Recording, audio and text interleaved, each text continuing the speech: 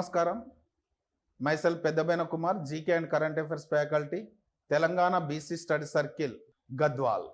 ఈరోజు కరెంట్ అఫైర్స్లో భాగంగా మనం చెప్పుకుంటున్నటువంటి చాప్టరు వచ్చేసి 12వ గ్లోబల్ జియో పార్క్ నెట్వర్క్. ఇది యునెస్కో గుర్తిస్తుంది. ఈ యునెస్కో గుర్తించినటువంటి దానిలో యునెస్కో అంటే మనకు జనరల్గా ఫుల్ ఫామ్ తెలిసిందే, united nations educational, scientific and cultural organization. UNESCO establishment అనేటువంటిది 1945వ సంవత్సరంలో నవంబర్ 16న జరిగింది. దీని హెడ్ క్వార్టర్ వచ్చేసి మనము ఫ్రాన్స్లోని ప్యారిస్. ఇది మనందరికి తెలిసిందే. అయితే ఈ global geo park network list లోపల ఇప్పటి వరకు భారత్ నుంచి ఎలాంటి ఒక్కటి కూడా ఇంతవరకు దీని లోపల గుర్తింపు పొందలేదు.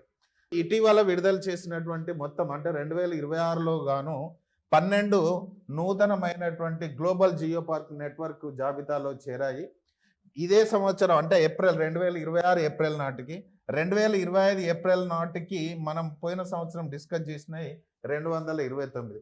229 ఇవి 12. మొత్తము ఈ 2026 ఏప్రిల్ నాటికి మొత్తము యునెస్కో చేత గుర్తింపబడినటువంటి మొత్తము park network, global geo park network గుర్తింపు పొందిన 241. ఇది మనం ప్రముఖంగా గుర్తుపెట్టుకోవాల్సింది.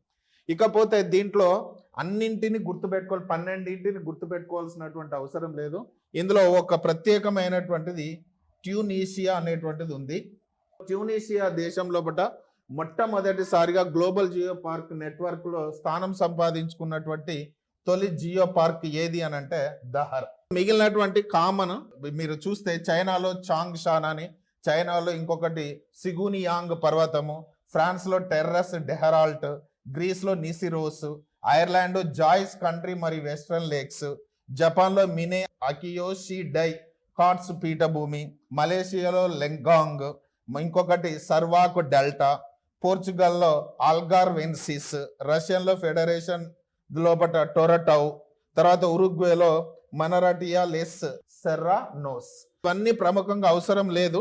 ట్యూనీషియా అనేటువంటిది ఆ దేశం నుంచి మొట్టమొదటిసారిగా geo park, global geo park network లో స్థానం సంపాదించింది గనక దీని ఒక్కదాన్ని ఒక ప్రముఖంగా గుర్తించాలి.